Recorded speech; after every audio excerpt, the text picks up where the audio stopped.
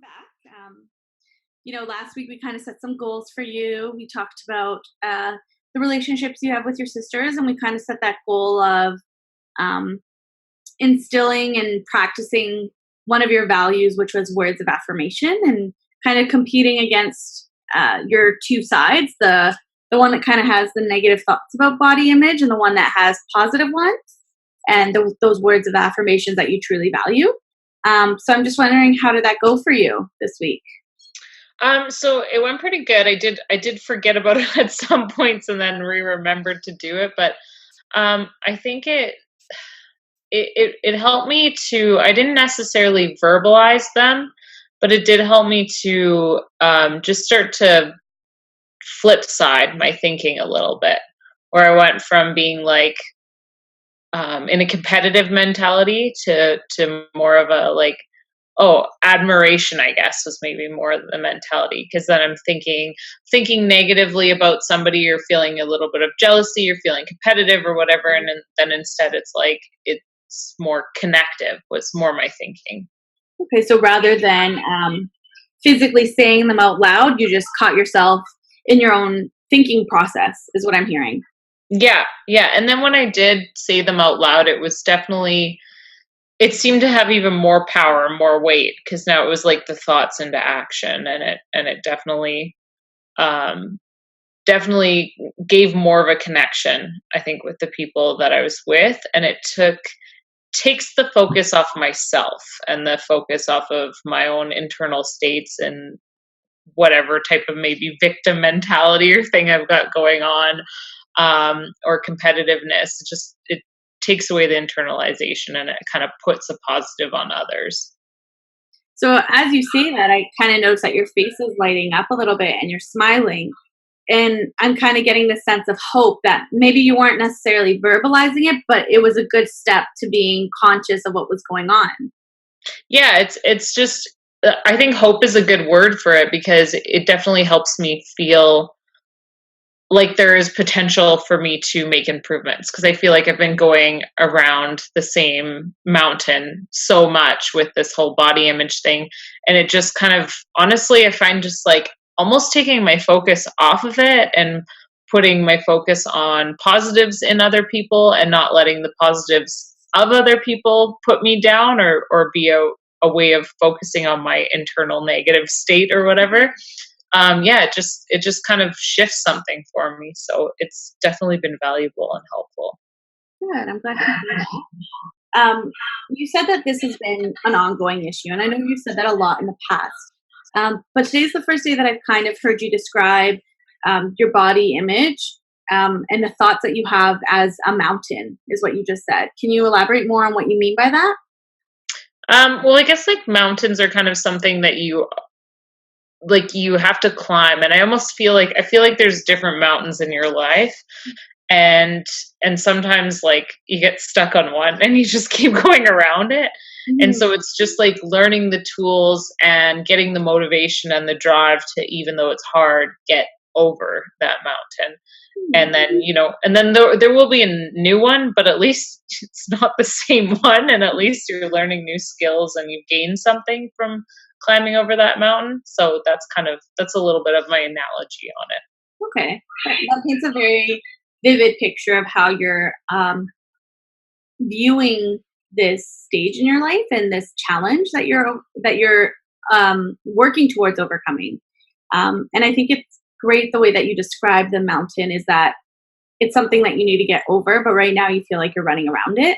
And it's just Yeah. about developing those tools. And I think even in that description of what a mountain is for you, you're describing this hope of getting over it, or at least being able to consciously um, be working through it constantly. Yeah.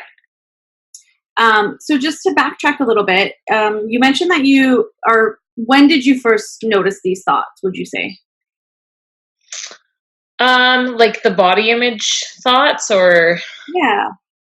um I remember as an adolescent that kind of starting to be a focus. It's weird. I actually more recently remembered as a kid being like thinking my legs were, I was like, oh, my legs are fat. And then I'm like, no, my legs aren't fat. I'm not a fat person or whatever. But it was like weird that Hmm. that would even be a thought or a concern at that age. But I remember when it really became prominent and a bit more dominant in my life was definitely in adolescence when after we moved and I had kind of fallen into depression.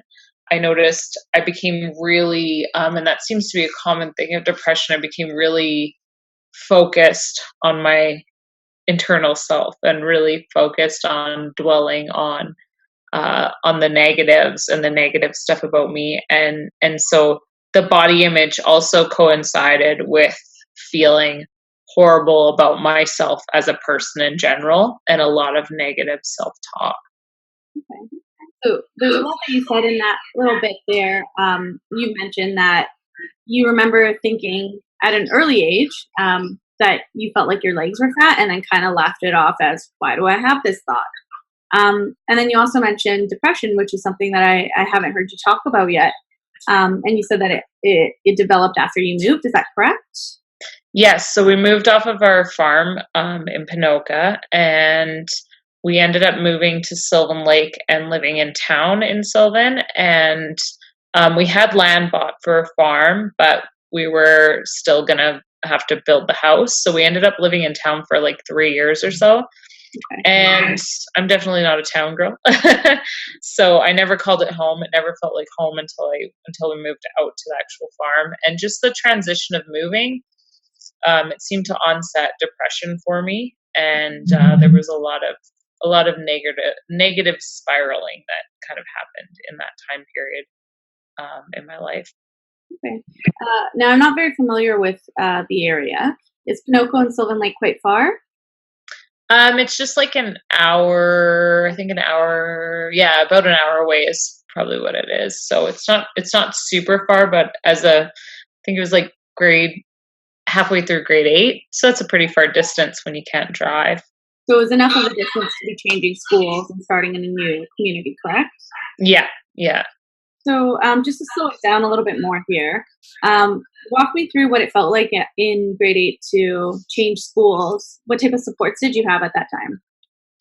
I had a really, really good best friend in middle school or in junior high. And so moving was really hard because of that, because I had a really good friend that I was just weird with and totally myself with. And we just did goofy creative stuff. And when I moved to Sylvan, it became more of like a popular girls kind of thing. It was cool because I finally had a chance to fit in with the popular girls. But that's where I think a lot more of that culture of aesthetic and focusing on your image and stuff like that came from.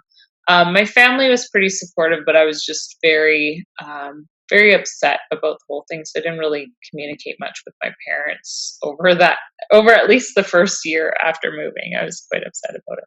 Yeah, I can imagine how daunting it would be to feel like your entire life was uprooted, and not only that, but just not having that best friend that you could be yourself with around you. Yeah. Oh yeah. It was definitely at my age. It was a pretty big transition for me. I don't think it was like anything majorly traumatic, but it was pretty big change, especially because I loved my home and I loved the farm, and so saying goodbye to that was really hard. So you said that you kind of had a chance to be one of the popular girls, and that's when your perceptions of body image started to rise. I wonder if you can describe maybe what like a typical day at school would be like, and what your awareness would be regarding it. So we had a lot more influence in Sylvan Lake of kind of pop culture and whatever that like pop music TV channel was. They'd always play music videos, yeah, and a lot more magazines, a lot more like I didn't ever listen to the Spice Girls or anything like that. Like I grew up in a country town, so I listened to Shania Twain, I listened to Travis Tritt, listened to like some stuff that like Shania Twain was probably the most pop I got. So Right. it definitely exposed me to a whole different culture that had a lot more emphasis on kind of that body image stuff and um Yeah, I remember a lot with school, with it being there was a ton of self comparison with the people I was around. One of my friends that I made there, she was a lot leaner than me, and she did some modeling. And there was just a lot more comments from guys on body image, and so I think that kind of stuff just like changed in the social sphere that I was in. There was a lot more. I'm trying to think. It was just, yeah, it was just a lot more clicky, the environment. Yeah, well, a lot of people say is that it was also a culture shock. Yeah. From listening to country music and being on a farm to being in a city where people focused on appearance. There were magazines that depicted beauty everywhere around you, but it didn't really align necessarily with where you came from. So you were more conscious and self conscious of how others were perceiving you as the new girl.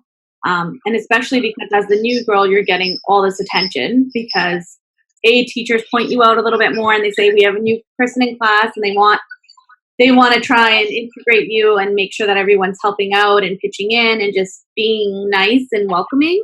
But sometimes doing that also makes you focus a little bit more inwards on what others are seeing about you. Yeah. And it was true. There was a lot more attention because you're the new girl. So I remember a lot of the guys, wanting to talk to me and stuff like that. And so yeah, it was definitely a transition. It was quite the transition at that age. Yeah. So you say like guys would want to talk to you or they would make comments. Can you elaborate more on what you mean by that? Like what type of comments or Um, I think I think there was a lot more at that school. I noticed a lot more, and maybe it was just the group I was hanging out with. There was a lot more, and the age group too, because you're.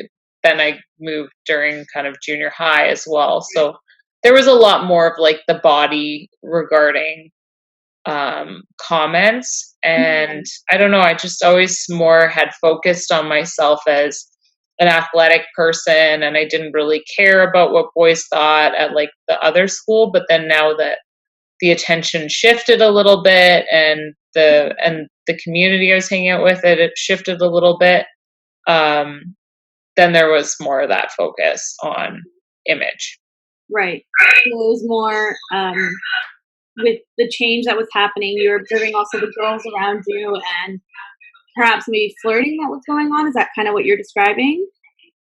Yeah, I would maybe say, yeah, a little bit more of the flirting type stuff was going on Right. too. And then you just notice that the shows that the girls are watching, I don't know if it was like The Bachelor or any of those, but it was kind of like I think the 90210 or Gossip Girl or things like that were starting to come in. So there was a lot more of like the girls getting flowers and kind of replicating this lifestyle that's seen in reality TV.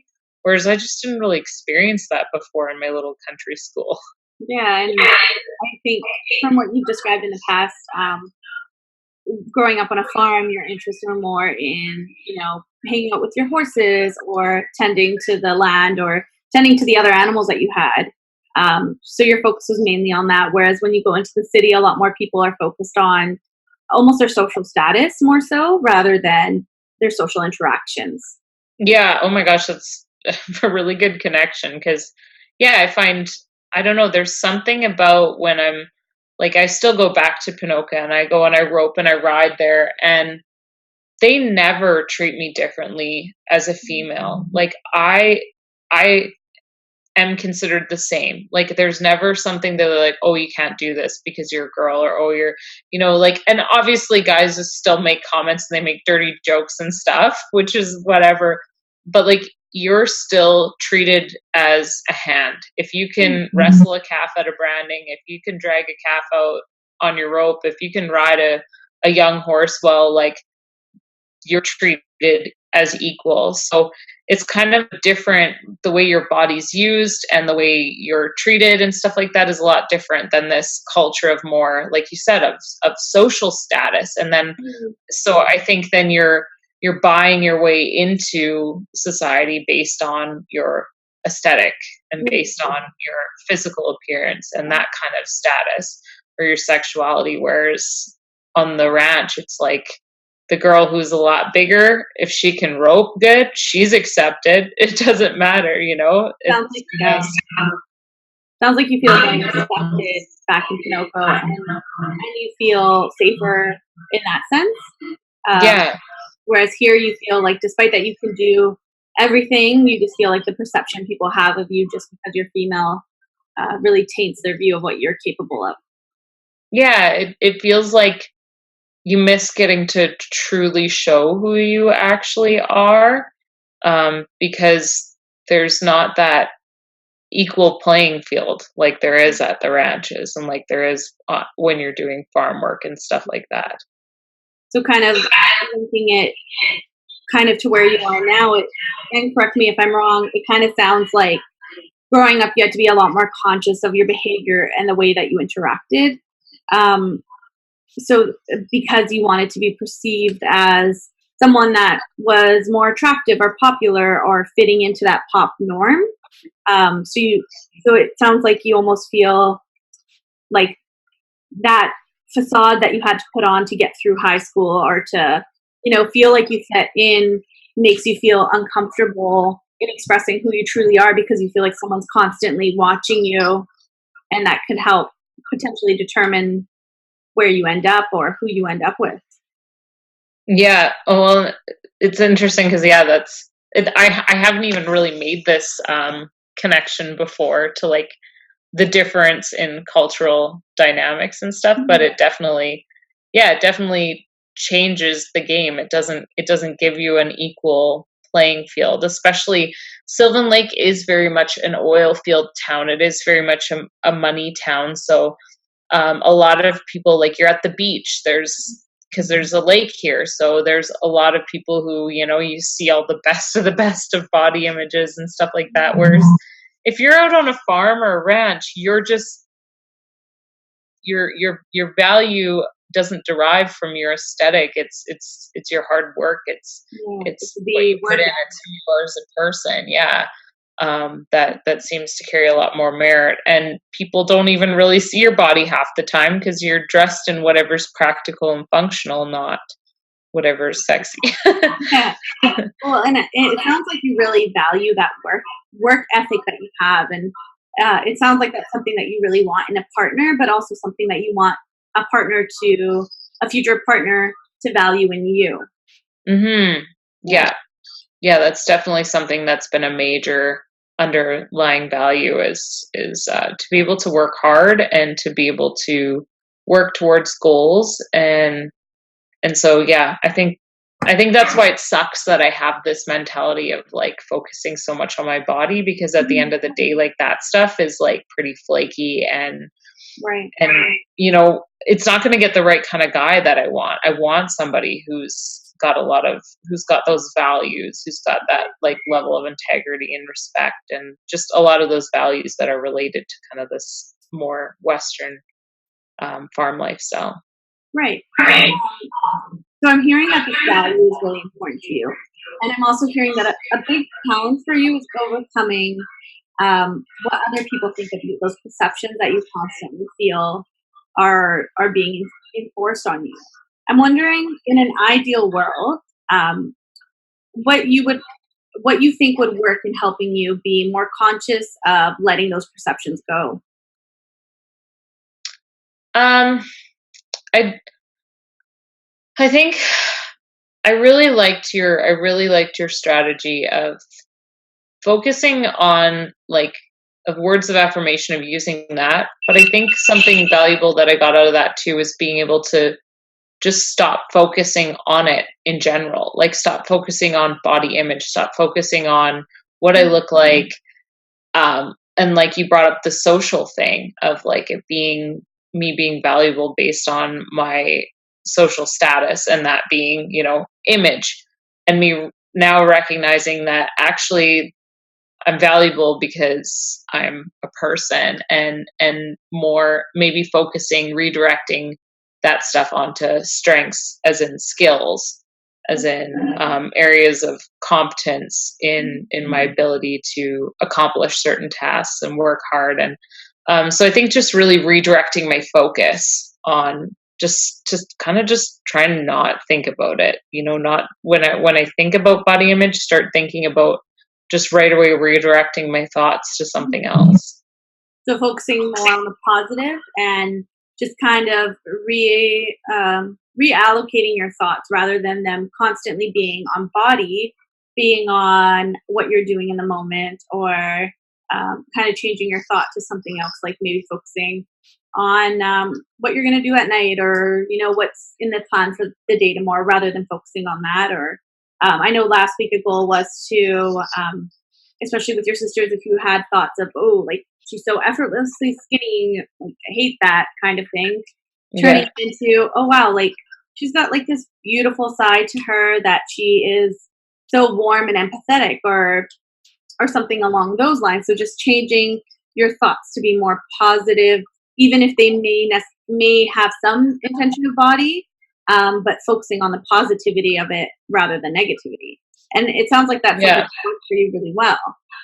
Yeah, yeah. And I think now just to like take it a step up would be to then focus more on on just like taking whatever was a body related thought and not only just turning it into something positive, but turning it into something positive that's irrelevant to body. Okay. And it sounds like that's something that you think could be realistic for you over the next few weeks. Yeah, for sure. I think just like kind of every time in those situations, as soon as I recognize that, oh, it's a body thought, okay, let's flip it. Let's flip it to a positive thought, but a positive thought about something other than that. And like you said, the example of my sister, like focusing on her character, on her nature, on, things like that. Right. And I can hear pride in your voice when you express how much you've accomplished in the last few weeks regarding your goal. And I do think that's realistic for you, especially because you've become so conscious of this challenge for you and about your thoughts. So I think that would be a great place for you to start this week, and just work on changing those negative thoughts not only into positive ones, but positive ones that focus on other aspects of that person or your environment or your day. And I think that would be a great start. And that's something that we can continue to follow up with.